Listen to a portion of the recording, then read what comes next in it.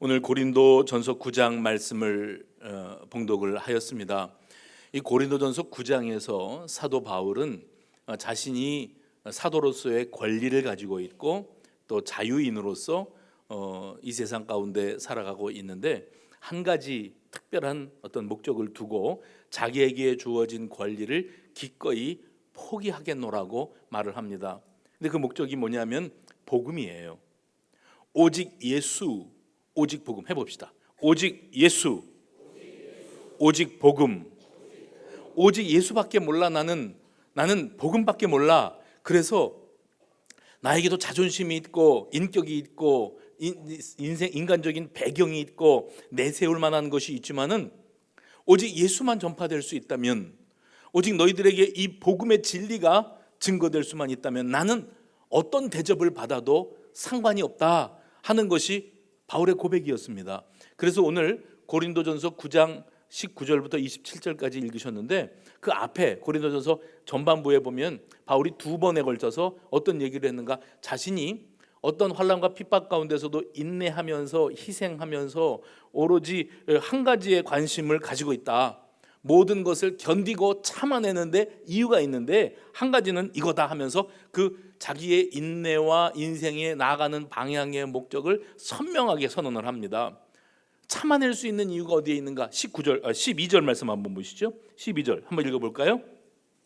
시작. 다른 이들도 너희에게 이런 권리를 가졌거든 하물며 우리일까 보냐. 그러나 우리가 이 권리를 쓰지 아니하고 범사에 참는 것은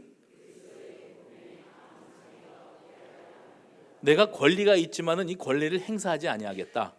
그리고 모든 일에 참겠다. 자기를 죽이겠다는 거예요. 자아를 내려놓고 자기를 포기하고 견뎌내겠는데 그렇게 할 수 있는 이유는 뭐냐면 그리스도의 복음에 장애가 될까 두려워하기 때문이라. 그래서 우리가 잊지 말아야 될 것, 우리가 이 땅 위에 그리스도인으로 살아가면서 나의 언행심사나 나의 행위가 사람들에게 이렇게 드러날 때에 예수 믿는 아무개입니다. 여러분이 직업이 있고 직장이 있고 사회에서 어떤 지위가 있으시겠지만은 그 모든 것을 전제를 내려놓고 오로지 여러분의 인생의 전제에는 뭐가 있냐면 저 사람은 예수 믿는 사람이래. 예수 믿는 아무개가 그렇게 행동했어요. 예수 믿는 아무개가 그런 말을 했어요. 그러면 그것으로 혹여 복음의 회방거리가 될까 봐, 장애물이 될까 봐, 걸림돌이 될까 봐 이걸 두려워하기 때문에 나는 항상 나를 돌아보면서 내가 뭐든지 다 할 수 있지만은 아무것도 하지 않겠다. 나는 무슨 권리든지 가지고 있지만 그것도 행사하지 않겠다. 이유는 그것을 통하여 행여라도 복음의 걸림돌이 될까 봐 그런다. 우리 돌아봐야 됩니다. 내가 하고 살아가는 삶의 모습이 행여라도 복음의 걸림돌이 된다면, 장애물이 된다면 나는 기꺼이 그 모든 권리를 포기할 용의가 있는가? 그겁니다. 바울은 그럴 수 있다는 거예요, 자신은. 그리고 또 한 가지를 말합니다. 내가 당연히 누릴 수 있는 권리마저도 내려놓고 포기할 수 있는 이유가 있는데 그 이유는 하면서 16절 말씀, 16절 보시죠. 내가 같이 읽어봅시다. 시작. 내가 복음을 전할지라도 자랑할 것이 없음은 내가 만일 복음을 전하지 아니하면 내게 화가 있을 것이로다. 그런 마음으로 살았다는 거예요. 복음 전하는 거는 사명 중에 사명이요, 내 존재의 이유요, 하나님이 나를 이 땅 위에 두시는 내가 가야 할 길인데 행여라도 내가 마땅히 행하고 있어야 될 일을 손 놓고 있지는 않았는가, 스스로를 진단하는 거죠. 가장 최우선으로 해야 될 일이 뭐냐? 내가 이 세상에서 정말 빛이 되고 소금이 되고 많은 사람들에게 본이 되는 삶을 살아야 되고, 그리고 좀 더 구체적으로 적극적으로 복음을 전파하는 그런 삶을 살아야 되는데 내가 먹고 사느라고 아니면 인간관계 맺느라고 또 뭐 해야 할 일들을 이 세상에 존재하는 여러 가지 일들을 감당해내기 위해서 지금 당연히 하고 있어야 될 마땅한 내 본분과 사명, 복음 전파입니다. 이것을 손 놓고 나중에 믿음 생기면 하지, 여유로워지면 하지, 또 시간 나면 하지, 조건이 되면 하지 이러면서 뒤로 미루고 있지는 않았는가. 그것을 자신은 항상 유의하여 자기 스스로를 살피면서 인생길을 걸어간다고 말을 하고 있어요. 두 가지 말했습니다. 하나는 뭐냐면 나는 복음의 걸림돌이 되고 있지 않은가. 또 한 가지는 나는 마땅히 해야 할 일을 손 놓고 있지는 않는가. 이거를 생각하면 바울은 항상 나는 잘 살고 있는가? 이것을 돌아봤고 오로지 복음을 위하여, 예수를 위하여라면 내 모든 기득권마저도 자기 주장과 내 나름대로의 생각과 판단이 있지만 그것으로 말미암아 사람들이 너 잘났어, 아니면 그것 때문에 내가 너 만나는 게 너무 불편해 하는 그런 부담스러운 마음을 갖게 된다면 나는 누구에게도 내 잘난 모습을 드러내기를 원치 않고 누구에게도 이것을 강요하거나 부담을 안기는 삶을 살지 않고 오직 한 가지, 예수만, 복음만 전파될 수 있기를 나는 간절히 원한다. 그렇게 말을 합니다. 그리고 이제 오늘 고린도전서 9장 19절 이하 27절까지 이 마지막 부분에 와가지고 바울이 한 번 더 자기가 모든 기득권을 내려놓고 살아가야 되는 이유를 설명을 하고 있는데 그것은 뭐냐면은 이겁니다. 해봅시다. 한 사람이라도 더 복음을 접하고 그 영혼이 구원에 이르게 되는 그러한 일에만 나는 모든 관심을 집중하겠다. 뭐 살아가는 삶의 방편도 있고 내가 또 아는 사람들도 있고 또 인생 나름대로 내 인생에 연륜이 있고 경력이 있겠지요. 화려한 경력 내세울 만한 것들도 있겠지요. 또 남다른 은사가 있어서 남들은 못 보고 못 판단하는데 나는 그쪽에 환한 어떤 안목을 가지고 있어서 사람들이 탐복을 하게 만들지 않습니까? 뛰어나다, 훌륭하다, 그러니까 먹고 사는구나, 돈 잘 버는구나, 그래서 출세했구나, 그럴 수 있잖아요. 그런데 그 모든 것들이 다 자랑거리가 될 만하고 그래도 내가 이런 측면에서는 너보다는 낫다 할 만한 것이 있다 할지라도 다 내려놓겠다는 거예요. 그것마저도 포기하고 예수, 그것마저 내려놓고 오로지 복음만이 너에게 증거될 수 있다면 나는 어찌 되어도 어떤 대접을 받아도 상관치 않겠다. 이 정도의 집중력, 복음을 향한 열정과 뜨거운 집중력이 이 바울에게 있었던 겁니다. 근데 우리 한국 교회와 한국 교회 지도자들이 세상으로부터 지탄의 대상이 되고 소위 욕먹는 이유가 어디 있는가? 그겁니다. 복음보다 더 중요한 게 생겨나기 시작했을 때부터입니다. 개인의 영광,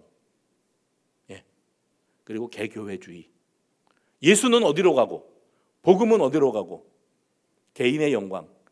목사 한 사람이 이름을 날리는 거예요. 스타가 되는 거예요. 예수는 어디로 가고 목사가 스타가 되는 거예요. 이번에 안식 올 때 이렇게 다른 교회들을 2달 동안 이렇게 찾아가서 예배를 드렸는데 다 은혜 받고 좋았는데 제가 찾아가 뵀던 한 목사님은 감리교회인데 유명한 목사님입니다. 단위에 섰는데 벌써 딱 단위에 섰을 때부터 광채가 나더라고요. 제 아내가 그러는 거예요. 피부 관리 받으시나 봐. 얼굴에 광채가 나는 거예요. 그리고 옷을 요즘에 그 유행하는 양복을 쫙 달라붙게 입고 넥타이도 번쩍번쩍 하는 거 메고 그러고서는 마이크 탁 이렇게 이거 마이크 있잖아요. 이거 멋있는 거. 나도 그런 거 할 줄 알아요. 우리도 그거 있어요. 그런 거 갖고서 왔다 갔다 하면서 설교하는데 뭐 멋있더라고요. 근데 이제 배도 아프고 나는 저렇게 잘생기지도 못했고 한동안 좋은 때도 있었는데 사실은 나도 이제는 맛이 갔고 그리고 이렇게 센스 있고 감각적인 예배를 디자인하는 능력도 없고 그러면서 제가 무슨 생각이 들었는가 하면 예수는 어떻게 됐지? 이 교회에서 이 교회에서 복음은 지금 어떻게 전파되고 있는 것이지? 사람들은 환호합니다. 교회 멋들어지게 성전 건축해 놓으면 사람들이 환호합니다. 목사가 스타가 되면 우리 목사님 그러고 돌아다닙니다. 복음은 어디로 가는 거야? 개교회주의, 우리 교회만 부흥되면 남의 교회는 어떻게 되든지 상관없어요. 그러니까 한국 교회가 위기를 만나는 겁니다. 이번에 각 교단마다 총회를 했는데 170만 명인가 줄었다는 거예요. 성도 숫자가 교단별로. 그래갖고 막 사람들이 다 걱정들을 하는 거죠. 이제 2027년도가 되면은 그 미래학자들이 2027년도가 되면은 다른 나라처럼 한국도 교회 주일학교가 완전 전멸될 것이다. 2027년 몇 년 안 남았습니다. 지금도 60% 이상의 교회들이 주일학교가 없다. 이유가 어디에 있는가? 복음이 전해져야 되는데 사람이 전해지고 교회가 증거되고 스타를 만들려고 노력을 하고 목사들은 단위에 서면 멋있어 보이고 싶어 하는 거예요. 그러니까 내가 허연 거 거적대기 뒤집어 쓰고 있잖아요. 지금 양복 안 자랑하려고. 그래서 사람들이 자기를 드러내고자 할 때부터 교회는 위기 시대로 들어가는 거예요. 우리 수성 가족들은 끝까지 복음에 관심을 갖고 교회를 드러내기보다는 예수를 자랑하고 드러내는 우리 수성 가족들이 되시기를 주의 이름으로 축원합니다. 그래서 바울은 우리가 그리스도인으로 이 세상을 살아가면서 참 모함도 많이 당하고 오해와 불신 그리고 핍박 많이 당합니다.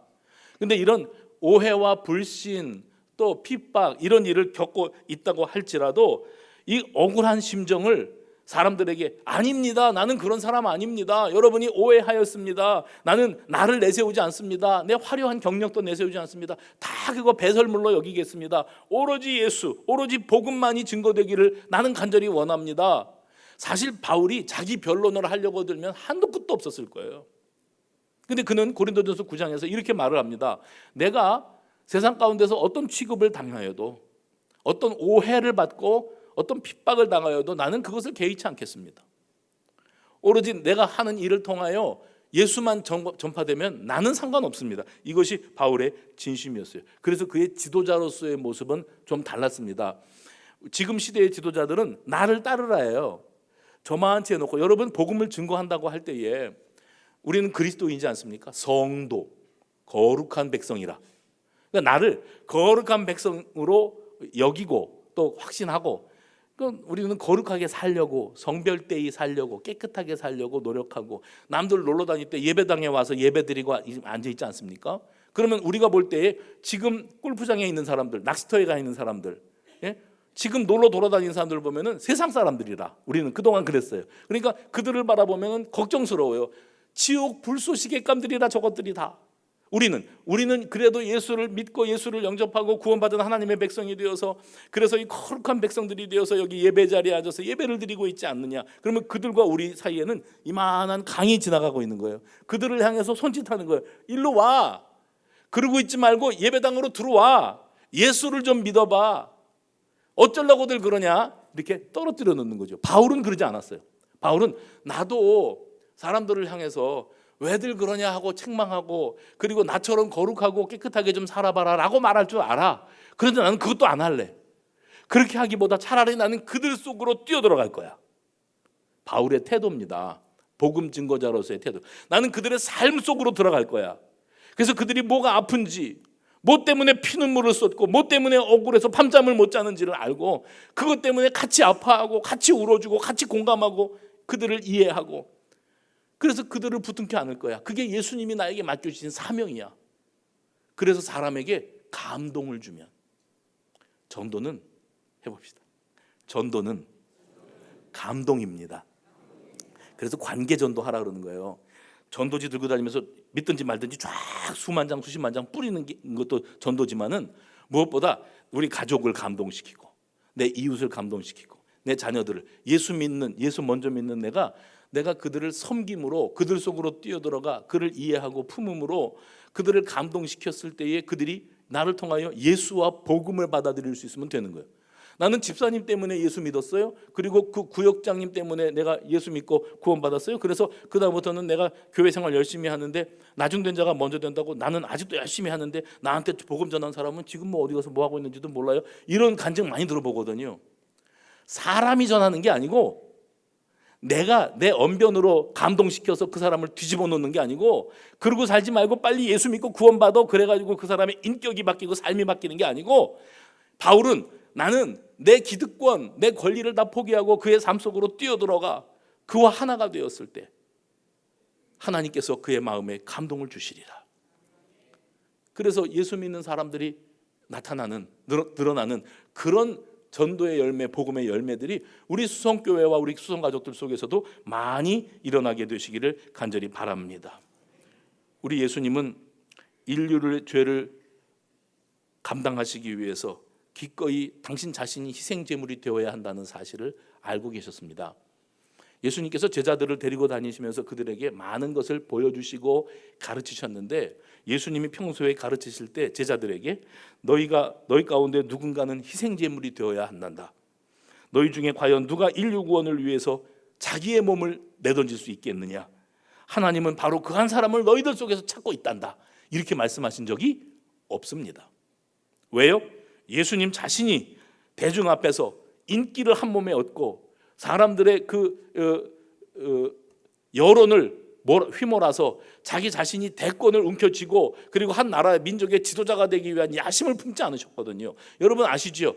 예수님이 병 고치시고 능력 있는 말씀을 전하셨을 때 그때 당시에 대중들은 이전까지 들어본 적이 없는 말이고 이전까지 저런 지도자는 만나본 적이 없어서 환호했습니다.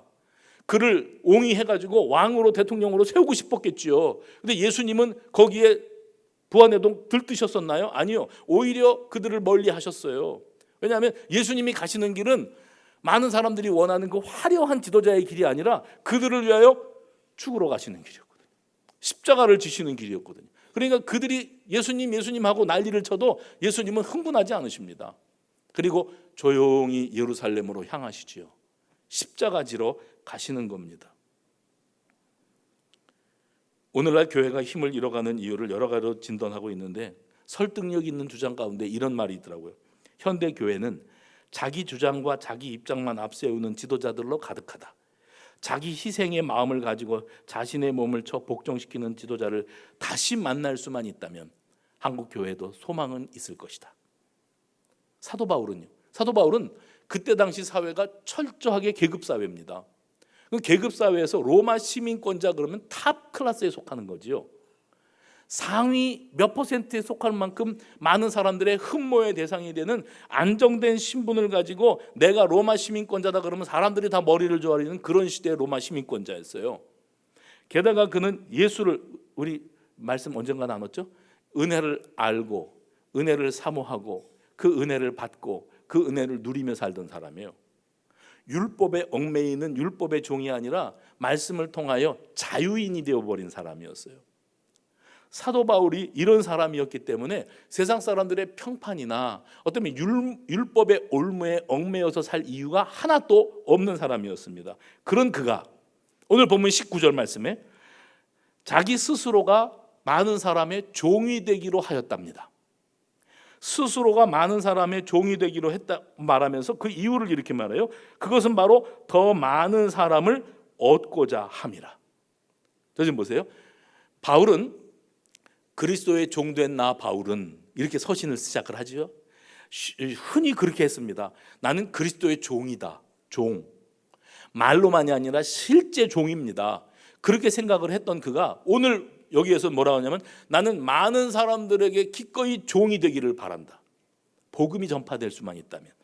그래서 자신이 가지고 있는 우월한 지위와 기득권과 그리고 우선권을 다 포기하고 자발적으로 오직 예수 오직 복음을 위하여 자기의 모든 것들을 포기할 용의가 있고 그렇게 한다고 말을 했습니다. 실제로 바울은 우리를 전파하는 것이 아니라 오직 그리스도 예수의 주되신 것과 또 예수를 위하여 우리가 너희의 종된 것을 전파함이라 이렇게 표현을 했던 사람입니다. 바울은 어떤 지도자였을까요? 그는 복음을 위해 사람들을 복음으로 초대하는 사람이 아니라 복음을 위해 복음 들고 사람들 속으로 뛰어들어가는 사람이었어요. 오늘 우리가 그런 삶을 살아갈 수 있기를 간절히 바랍니다. 바울은 복음과 진리에 관한 하나에 있어서는 결코 타협이라는 건 없었어요. 그런데 유대인들한테 복음을 전하려고 하니까 유대인들은 철두철미하게 율법 중심입니다. 그러니까 율법을 지키지 않는 사람하고는 아예 상종을 하지 않아요. 말을 섞지 않아요. 같은 자리에 있으려고 들질 않아요. 복음을 전해야 되는데 율법은 이미 용도 폐기되었고 이러고 접근을 하면 이미 상종을 하지 않기 때문에 유대인들에게 복음이 전파될 수가 없습니다. 그래서 자기가 더 이상 율법에 얽매인 삶을 살고 있지 않지만 율법에 얽매여 살아가고 있는 유대인들에게도 복음을 전하기 위해서 마치 자신도 율법을 따라 살아가고 있는 사람인 것처럼 행동했다는 거죠. 할례가 더 이상 필요하지 않다고 하는 사실을 바울이 압니다.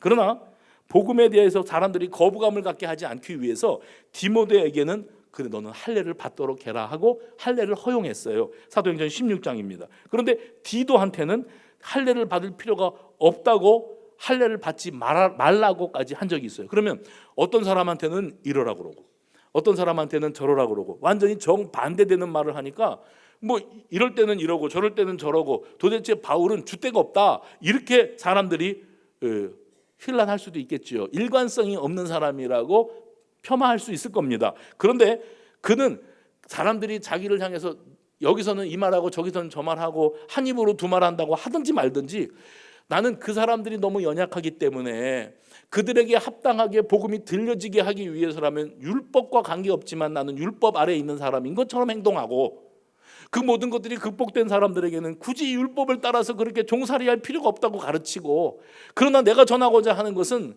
이 사람을 통해서 뭔가 유익을 얻기 위한 것이 아니라 누구에게든지 다 공평하게 예수만 전파되고 복음만 증거될 수 있다면 나는 괜찮다 이렇게 했던 사람이 바로 바울이었습니다. 그래서 이건 일관성 유무의 문제가 아니라 모든 초점을 복음에 맞추고 행동했던 바울의 모습이었다고 말씀드릴 수가 있습니다. 예를 들어서 믿음이 약하기 때문에 어떤 사람은 고기 먹는 문제에 대해서 이거는 내가 먹을 수 있고 이거는 내가 먹으면 안 되고 이게 선명하게 구별되어 있는 사람들이 있잖아요. 이 구약 율법에 하나님께서 금하신 것들이 있지 않습니까? 그러나 이제 예수 그리스도 십자가 복음 이후의 사건 이후에는 모든 것에서 우리가 다 해방되었어요. 자유인이 되었어요. 그런데 어떤 사람들은 아직도 그게 꺼림직해요.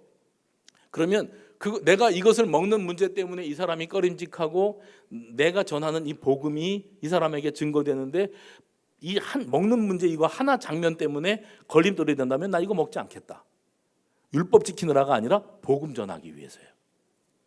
그 정도로 그는 이 복음에 있어서 절대적인 가치를 가지고 살아갔던 사람입니다. 우리는 어떤가요? 우리는 자다가도 옆구리 찌르면 예수, 복음 이러고 사나요? 우리는 먹고 사는 일이 코앞의 문제이기 때문에 그렇지 못합니다. 제가 언젠가 한번 그 말씀 드렸죠. 전도사 생활을 불광동에서 했어요. 전도팀이 일주일에 한 번 모여서 기도하고 그리고 전도 나가는데 집사님 한 분이 안 보이셨어요. 그래서 바빠서 못 오셨는가 보다 했는데 불광역을 건너가야 불광시장으로 들어가거든요. 지하도로 내려가려고 지하철역 불광역에 가려고 그러는데 그때 한참 선거철이었어요. 어깨띠 띠고 모자 눌러 쓰고 그 명함 있잖아요. 입후보 하신 분들 명함 나눠주는 거 하는데 그분이 계셨어요. 그 전도하러 나오라 그러면 일당이 나오나요? 근데 그거 나눠주면 3만 원 받는데요. 집사님 제가 그랬죠. 그냥 지나가려다가 제가 좀 짓궂은 데가 있어 모자 창 밑으로 들여다보면 집사님 그랬더니 아이고 뭐니나 그러고서 도망가더라고. 그러니까 예수, 복음, 전도 아무리 그래도 일당 3만 원이 더 중요한 거예요. 사람들마다 다 자기가 감동받고 자기가 중요한 게 있거든요. 여러분 요즘에 뭐에 꽂혀 계십니까? 그게 여러분에게 제일 중요합니다. 저 영통에 사시는 목사님이 요즘에 전화를 자주 거세요. 저한테. 아프다는 소식 듣고 한번 다녀가셨거든요. 기도해주고 가셨는데 그 다음에 계속 전화하는 거예요. 뭐라 하냐면 목회를 그만두래요. 빨리 목회 그만두고 산으로 들어가래요. 자연인이 되래요. 그래서 혼자 살으래요. 혼자 살면서 자연 속에서 버섯도 따먹고 더덕도 캐먹고 그러고 살아야 살지 목회 그냥 하다가 넌 죽는다. 그래요. 형님이시니까 예, 제가 잘 참고하겠습니다. 그저께 전화가 또 왔어요. 저 홍천 쪽에 빈집이 하나 있는데 빨리 글로 가라. 목회가 지금 중요한 게 아니다. 네가 살고 봐야 된다. 이분은 지금 자연인에 꽂혀 계시구나. 여러분 중에 예를 들어서 헤어 디자이너가 있다고 합시다. 그러면 딱 와서 앉아가지고 목사 헤어스타일만 봅니다. 머리 깎을 때 됐네. 염색을 하면 좀 괜찮을 텐데 왜 허옇게 뒤집어 쓰고 앉았나 이러고요. 그 다음에 옆에 사람 봅니다. 아이고 비듬이 많이 떨어졌네. 이 두피가 상했는가 본데 저거 뭐를 하면은 저게 날 텐데. 관심은 자기 직업이에요. 여러분 중에 구두 장사가 있다고 하십시다. 예를 들어서 들어오면서부터 남들 구두만 봅니다. 관심은 오로지 그겁니다. 사람은 자기가 가지고 있는 자기 관심사, 나는 예수 믿는 사람이고, 아까 바울이 그랬죠. 하나님께서 나에게 맡겨주신 지상명령, 과업은 복음이다. 예수 전파다. 근데 여기에서 내 인생의 최우선 순위를 복음 전파에다가 두고 살 줄을 몰라요, 우리는. 예. 그냥 사람들 보면 뭘 먹으면 좋은데, 좀 아프다 그러면은 얼마나 뭘 먹으면 좋은 게 많은지 몰라요. 그거 먹으면 안 된다. 누구는 그것만 먹으라 그랬는데 그거 먹으면 큰일 난다. 이거 먹어라. 근데 이거 먹는다 그러니까 또 아니다. 그거 먹으면 안 된다. 저거 먹어라. 내가 그거 먹고 났다. 다 자기 복음이 따로 있어요. 자기 복음이. 복음은 예수밖에 없어요. 아멘을 16명밖에 안 해도 복음은 예수밖에 없어요. 근데 여러분은 나름대로 뭐 효과를 보신 게 있죠. 그러면 누구를 만나든지 그거 좀 전하고 싶죠. 그거 좀 사 먹으라니까. 빨리 어떻게 하라니까. 왜 내 말을 안 들어. 안타깝죠. 그 확신, 그 확신의 100분의 1만이라도 복음에 대한 확신과 열정, 예수 복음에 대한 그 확신과 열정을 가지고 사람들에게 증거하면 얼마나 좋을까. 근데 그게 안 되는 거예요. 우리는 내가 아는 것이 전부예요. 그리고 내가 효과 본 게 복음이에요. 그거 이외에는 무엇도 나를 감동시킬 수가 없는 겁니다. 오로지 예수, 오로지 복음으로 꽉 찬 사람, 누구를 만나도 이 사람이 예수만 만나면 되는데, 이 사람이 복음만 들으면 살 텐데 하는 그런 열망을 우리 속에 하나님께서 일으켜 주실 줄로 믿습니다. 어느 정도로 우리는 복음에 집중해 봤습니까? 어느 정도로 우리는 예수에 집중해 봤습니까? 그 목회자들도 목회하면서 자기 이름 드러내는 것이 목적이고, 스타 목사가 되고 싶어 해요. 대접받고 싶어 해요. 예배당 더 크게 짓고 큰 교회 목사 됐다는 소리 듣고 싶어 해요. 예수는 어디로 갔을까? 복음은 어디로 갔을까? 나는 죽고 예수로 사는 삶을 살겠다고 안수받고 목사 된 사람들이 자식한테 교회 물려줄 생각들이나 하고 앉아있고, 한 자리 차지할 생각들이나 하고 앉아있고, 돈 끌어다가 땅 투자해가지고 투기하는 목사가 될 생각들이나 하고 앉아있고, 예수는 어디로 갔어요? 복음은 어떻게 됐어요? 그래서 세상을 향해서 우리가 내가 복음 증거자로 살아갈 때에 세상 사람들에게 걸림돌 노릇이 되지 말아야 되겠는데, 사람들한테 어떻게 하는 것이 복음 전파의 장애가 될까, 이것을 생각해 봤을 때 제일 먼저 나오는 게 뭐였는가 하면 그겁니다. 가르치려고 드는 거예요. 우월감. 해봅시다. 우월감. 그러니까 여러분들은 지금 골프장에 있는 사람, 낚시터에 있는 사람보다 훨씬 더 거룩하고 성결하다고 생각하시죠? 그러니까 그 사람들 보면 혀를 차시죠? 어쩌려고 저렇게 예수를 안 믿고 놀러만 돌아다니는지 몰라. 그럼 우리는 우월감. 그러니까 그 사람들 보고 그러지 말고 예수 믿고 예배 좀 드려. 주일날 그러고 돌아다니지 마. 예배당에 와서 앉아 있어 좀. 그 우월감. 그게 복음을 가로막아요. 그들 속으로 뛰어들어가는 삶을 바울은 말을 하고 있거든요. 이렇게 팔짱 끼고 앉아서 손가락질하면서 예수 좀 믿으라고, 예배당에 좀 들어와 앉아 있으라고 그런다고 해서 그 사람들의 마음에 감동이 되어지는 게 아니더라는 겁니다. 가르치려고 들지 마세요. 잘난 체 좀 하지 마세요. 다 아는 척하지 좀 마세요. 그저 예수님과 같이 그들과 하나가 되고 겸손하게 바울과 같이 그들을 섬기는 모습을 가질 때에서야 비로소 마음 가운데 작은 감동이 시작이 될 줄로 믿으시기를 바랍니다. 그래서 사도 바울은 한 영혼을 살리기 위해서 자신을 내려놓고 자존심도 우월감도 다 포기하겠노라고, 그렇게 희생하면서 다가서겠노라고 선포를 하고 있는 것입니다. 그래서 이 우월감이 문제고요. 그 다음에는 게으름입니다. 게으름. 그래서 사람들마다 다 자기 은사들이 다 다르겠지만은 무엇보다도 어떤 핑계보다 우리는 복음을 전하는 것은 이렇게 이해를 하더라고요. 쉽게 자기 나름대로 적용을 내 삶을 통해서 복음이 전파되면 된대. 그러니까 예수 믿으세요, 예수 믿고 구원 받으셔야지요 하는 말보다 더 중요한 건 나는 말은 못하고 말주변도 없고 또 사람들 대하는 것도 부담스러우니까 그냥 착하게 살 거야. 직장 생활도 착하게 하고 사회생활도 착하게 할 거야. 그러면 예수 안 믿는 사람들이 나의 착하게 사는 모습을 보면서 어쩌면 사람이 이렇게 착해? 아이고 알고 보니까 예수 믿네. 그러면 이 사람이 이렇게 착하게 사는 건 예수 믿기 때문이야? 그러면 나도 예수 믿으면 저렇게 착하게 될까? 그렇게 될 줄로 알아요. 그런 일은 일어나지 않는답니다. 중요한 건 내가 복음 증거가 되어야 될 그 복음 전파의 대상자와 하나가 되어지는 거예요. 그들 속으로 들어가는 거라고 그랬어요. 바로 이 일을 행하셨던 분이 우리 예수님이시죠. 하나님이신 그분이 그 높고 높은 보좌 위에서 너희들 내 말 잘 들어라, 어쩌려고 그러냐, 빨리 죄를 회개해라 그러신 게 아니라 그 죄 문제를 해결하시기 위하여 인간의 몸을 입고 이 땅 위에 우리 가운데로 이 더러운 세상 속으로 인간의 몸을 입고 찾아 내려오셨어요. 그리고 그분은 친히 우리와 함께 하시고 십자가에 달려 죽으셨어요. 생명을 내어주셨어요. 너희들이 희생하고 살거라 그런 게 아니라 당신 자신이 친히 생명 내어주시는 십자가 희생을 실천하셨어요.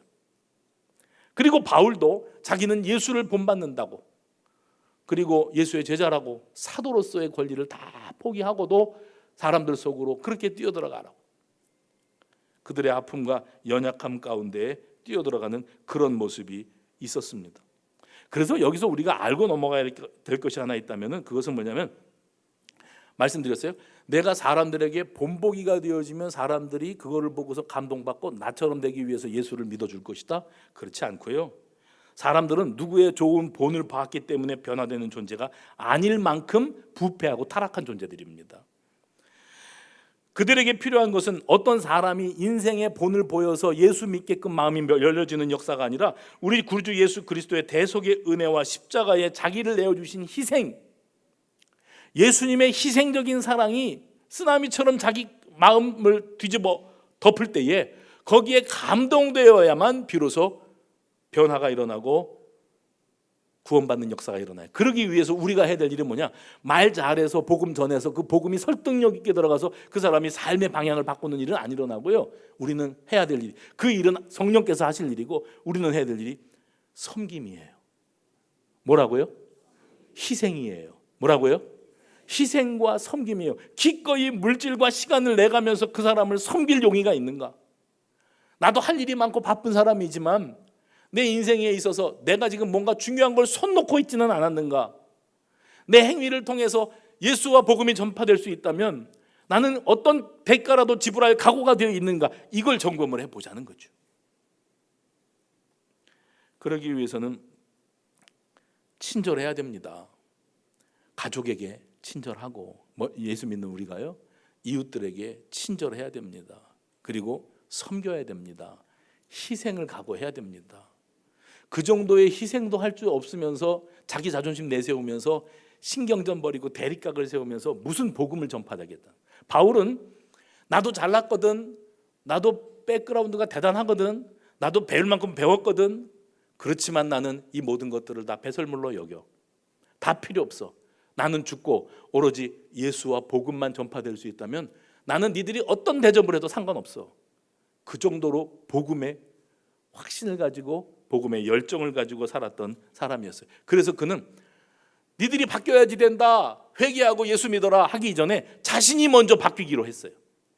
자기가 세상 사람들을 바라보면서 손가락질하는 것이 아니라 긍휼히 여기고 불쌍히 여기고 친구가 되어주고 말을 들어주고 위로자가 되어주고 배려, 다시 해야 되겠네요. 처음부터 아멘이 나올 때까지 하는 거거든요. 이게 다시요.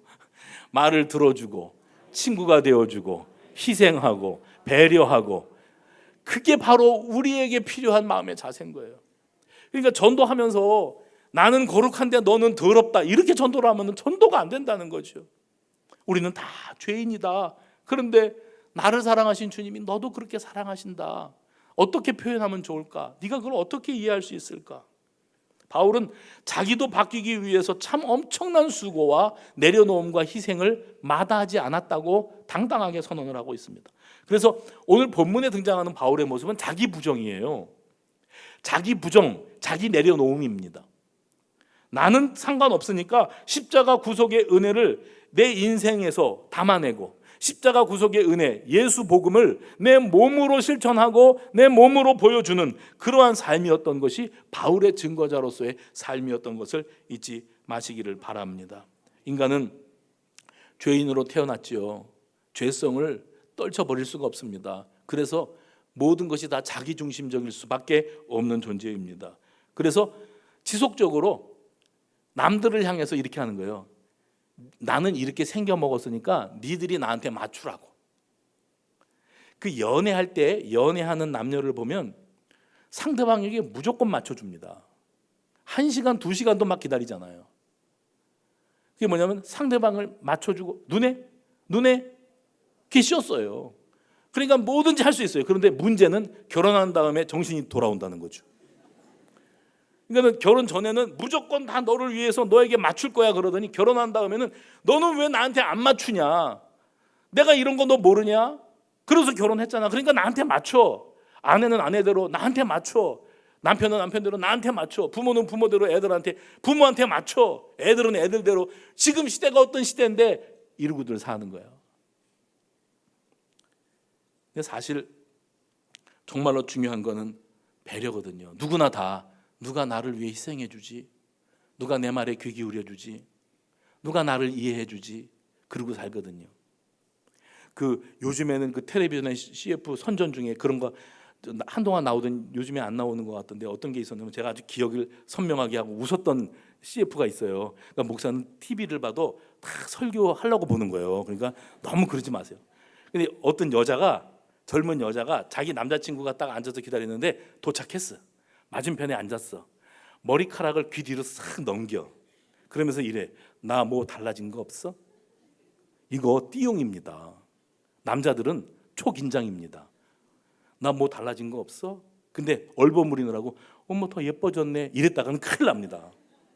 분명히 뭔가를 달라져가지고 왔는데 그걸 맞추라는 거예요. 근데 남자는 죽어도 못 맞춰요 그거. 우리는 아무리 봐도 뭐가 달라졌는지 몰라. 자동차 선전이잖아요. 어딜 봐요? 날 봐요 날. 그러면서 끝납니다 그 선전은. 우리 집에는 저 뒤에 앉아있는데 어떡하죠? 우리 집에는 여자가 하나 남자가 넷이에요. 남자들도 다 커요. 근데 여자는 제일 조그매요. 근데 파워는 여자가 제일 세요. 뭘 보면 아는가? 오늘 뭐 먹을까? 이래요. 오늘 뭐 먹을까? 그러면 남자 넷이서 서로 눈짓을 합니다. 서로. 왜냐하면 여기서 잘해야 돼. 뭐 먹을까? 나는 배가 불러서 별로 먹고 싶은 게 없어. 니들이 먹자는 거 먹을 거야. 뭐 먹고 싶은지 말해봐. 근데 거기에서 뭐 먹고 싶어요? 라고 말했다가는 분위기가 쌓여지거든요. 왜냐하면 지금 그 여인의 머릿속에는 뭐를 해 먹여야겠다는 계획이 딱 있어요. 오늘 뭐 먹으러 갈까? 스파게티, 스테이크 이런 게 있어요. 빵 먹는 거 이런 게 있어요. 근데 우리는 아니지. 우리는 이게 달라요. 조금 먹는 게. 나는 탕, 설렁탕, 된장찌개 이런 걸 좋아해요. 뭐 먹을까? 나는 갈비탕 먹고 싶은데 그랬다면 큰일 나는 겁니다. 그걸 답정녀라고 그런다면서요? 다 정해져 있어요. 정답을 니들이 찾아 들어와야 돼. 맞춰야 돼. 그리고 나한테 맞춰줘야 돼. 가정의 평화를 위해서는 그걸 찾아내는 게 숙제입니다. 여러분 전도 대상자들은요 자기들 나름대로 자기가 옳다고 여기고 자기 나름대로 개똥 철학이지만 철학이 있는 사람들이에요. 그런 사람들한테 먼저 믿은 내가 거룩하고 지혜롭고 구원의 확신을 가지고 믿음이 좋고 성결하고 세상과는 달리 깨끗하고 바르게 반듯하게 살아왔는데 너는 보니까 예수도 안 믿고 예배도 안 드리고 세상 가운데서 막 굴러 먹고 술도 먹고 담배도 먹고 뭣도 먹고 다 하고 살더라. 어떡하려고 그러냐. 그런다고 생각을 해요. 그러니까 우리하고 그 사람들 사이에는 거리가 이렇게 큰 거예요. 그런데 안 그러고 연락도 안 하고 지내다가 한 달 전, 일주일 전에 11월 3일 날 우리 교회 전도하는 날이거든. 나 체면이 있거든. 알았지? 내가 뭔 소리 하려는지 알지? 작년에도 왔잖아. 올해도 한 번만 더 왔다 가라. 그 다음 주에 안 와도 상관없어. 일단 눈도장만 찍어줘. 내 체면. 그러니까 그 사람들이 뭐라 그러냐면 교회가 나를 필요로 하는구나. 왜 필요해요? 내가 복음을 듣고 구원을 받아 하나님의 백성이 되어 구원받은 새로운 인생을 살아가는 게 교회 관심이 아니고 빈자리를 좀 채우라는 거예요. 헌금 좀 내라는 거예요. 지들이 필요할 때 나 찾고, 평상시에 내가 외롭고 힘들고 죽고 싶을 때, 그럴 때는 나 같은 곳에는 관심도 없구나. 그러다가 아이고 1년 만에 또 연락 왔네. 또 한번 내가 가져야 될 때가 왔나 보지. 그게 뭐 하는 거냐는 거죠. 그래서 지난 주일날 그 말씀 드린 겁니다. 평소에 잘하라. 해봅시다. 평소에 잘합시다. 사람은요, 제가 그러죠. 감동을 받아야 바뀌지 감동이 없으면 절대 안 바뀌어요. 근데 뭘로 감동받나? 그렇게 헛껍데기 같은 짓을 해가지고서는 절대 감동 안 받아요. 다 계산이 나오잖아요. 왜 저러고들 있는지. 안 그러더니 갑자기 왜 과일 하나 들고 왔는지, 왜 자꾸 만나자고 그러는지 알잖아요. 속이 들여다 보이잖아요. 그게 아니고 사람은 말보다 표정과 말투, 또 이 소리 합니다. 한 달 만에 한 번 또 하는 거예요. 표정과 말투가 중요해요. 왜냐? 말은 누구나 똑같은 말을 할 수 있지만 그 말을 하는 사람의 표정을 보면 그 속에 진정성이 있는지가 드러나는 거예요. 말투가 얼마나 간절하고 절박한지, 정말 내 영혼을 사랑하고 내 인생이 불쌍해서 내가 예수만 믿으면, 복음만 들으면, 그러면 인생이 바뀌어지고 행복하게 될 사람이라는 그 확신을 가지고 그 사람이 내 영혼을 위해서 다가와서 말하는 건지, 아니면 전도지 한 장 휙 내밀면서 읽어보든지 말든지, 우리 교회 태신자 운동하니까 와서 점심이나 한 그릇 얻어먹고 선물이나 챙겨가든지 말든지 그러는 거를 안다니까요. 바울은 나는 사람들한테, 저만치에 있는 사람들한테 와서 예수 믿고 구원 받아 이럴 생각은 없다. 예수님이 그러셨듯이 나는 그들 속으로 찾아 들어간다. 누군가 외로워. 요즘에 왜 제가 보는 신문에도 요즘에 시리즈로 계속 기획 기사가 나오는데 뭐냐면, 죽으려면 자기 혼자 죽지 왜 죄 없는 애들을 죽이고 죽냐는 거죠. 먹고 살기 힘들 때 계속 일어나지 않습니까? 거의 매주 한두 건씩 일어납니다. 40대 30대 젊은 부부들이 아무것도 모르는 어린 것들을 죽여버리고 자기들도 죽는 거예요. 애들이 무슨 죄가 있냐는 거죠. 그것도 생명인데. 그 정도로 무책임하고 그 정도로 세상이 무서운 세상이 돼가고 있어요. 그런 사람들의 사연을 우리는 귀 기울이고 있나요? 예수 믿는 우리는 그런 사람들 때문에 눈물을 흘려가며 기도해 본 적이 있나요? 그냥 여기 와서 빈자리가 이렇게 많은데 뭐 하고 있냐, 와서 교회 빈자리 좀 빨리빨리 채우고 연보 좀 많이 내라. 아니에요. 중요한 건 예수예요. 중요한 건 복음이에요. 그게 우리를 통하여 증거될 때 가족이 변화되고 사회가 변화되고 민족이 달라지는 역사가 일어나게 될 줄로 믿으시기를 바랍니다. 기도합시다. 하나님 아버지, 감사합니다. 들려주시는 음성을 나 한 사람을 향하신 아버지의 음성으로 듣는 우리 모두가 되게 하여 주시옵소서. 예수님의 이름으로 기도 올리옵나이다. 아멘.